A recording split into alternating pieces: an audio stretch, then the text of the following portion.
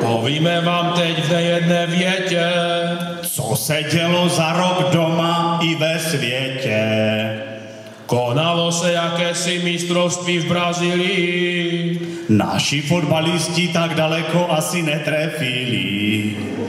Nikde na světě už si nejsou lidé jistí, jestli tam neudělají bordel radikální islamisti.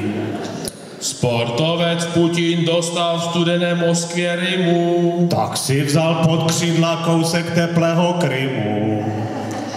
Nad hlavou nám čím dál víc letadla lítají, jedno malazijské do dneška v moři hledají.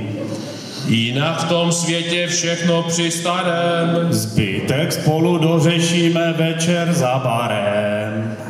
U nás v republice tež se děly divné věci.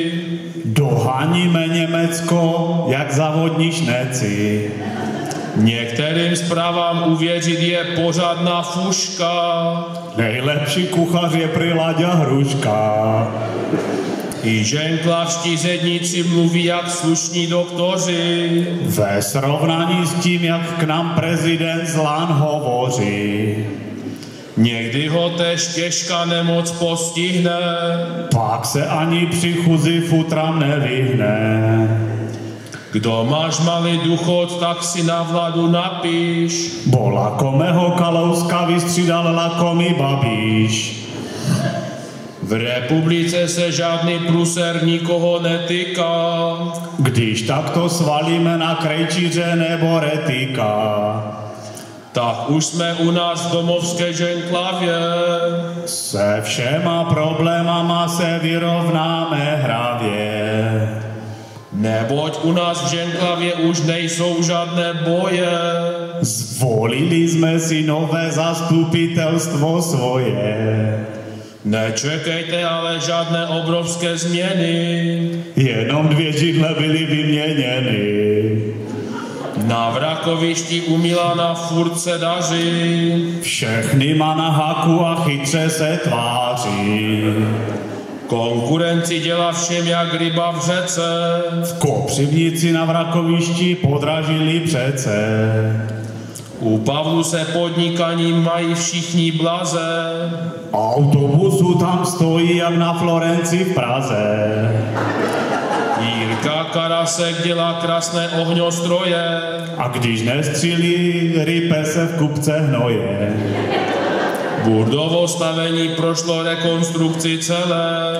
A teď vypadá opravdu skvěle. Radek Mituchovič koupil starou rozpadlinu. Bude tam prý ubytovna pro chudinu. Víťa Hykel už má baraček jak továrník vílu. Na nějakou hospodyňku čeká ještě chvílu. Ženklavští myslivci se pochlapili. Velikou poslední leč zajistili. Taky huberský večer udělali. Lidi se jim tam malém umáčkali. Habasek už podnikatel není, ale furt se usmívá a zuby cení. asi se v nějakých dobrých kšeftech veze. Na střechy raději už neleze. U Kahánku se směle podniká. Česťa má syna budoucího automechanika. U Farkašů mají dobré plánování. Každý rok je dítě v očekávání. 3letku už mají splněnou. Vnoučata jsou jim odměnou. Partia z dědiny nakoupila stroje různých značek. Založili drsný motorkářský gang ženklavaček. Každá jejich motorka je fakt hezká. Vyráží o víkendu od ženklavského Teska. U Pusku se buduje velké sídlo. Budeme mít jatka a kupovat čerstvé jídlo. Po dědině máme rozhlas bezdrátový. Ale moc kvalitní neslyšíme, asi nebyl nový.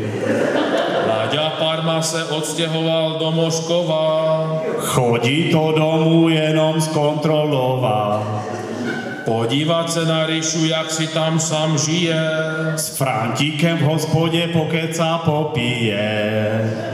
Naši hasiči dostali nové auto na dotace. Zatím s ním naštěstí neměli moc práce. Píři se směje a dostal dost kuraže. Konečně vystěhoval grazlíky z garáže. Anička Balkán prodala a zrušila hospodu. Teď místo kořalky tam lijou do chladičů vodu. Fotbalisti to už jsou dneska velcí paní. Soupeřům ukazujou při zápase zavlažování. U svačinu se to nemění. Pije se tam už od setmění. U Šeďu se stala velká konina. Šárka je sama a David utek do Zlína. Stáňa Kocian je dobrý tata a i švagr. Čekáme, kdy koupí další nepojízdný bagr. Na některé z vás se letos nedostalo. Vaše činy bylo asi vidět málo. Kdo chce dát o sobě vědět, může se přihlásit. Nebo v tomto roce něco pořádného vymamlasit. Loučíme se, baso, hříchy naše odpust. Ať neuschneme žízní, toho ty nedopusť. V srdci nám zůstanou vzpomínky na basu. Na veselé chvíle u našich farkašů. Vystrojili jsme funu zmilované base. Snad se za rok sejdeme v ještě lepším čase. Pokud jsme někoho smrtelně zranili, Tak nám to odpusťte, jsme jenom lidi. tak jsme tu všetci z obce Ženklava. Je nás tu občanů fajná sestava. Někteří chválí a někdo nadává. Někdo se tu narodil a jiný naplavá. Hlavně ať se nám tu všem veselé zostává.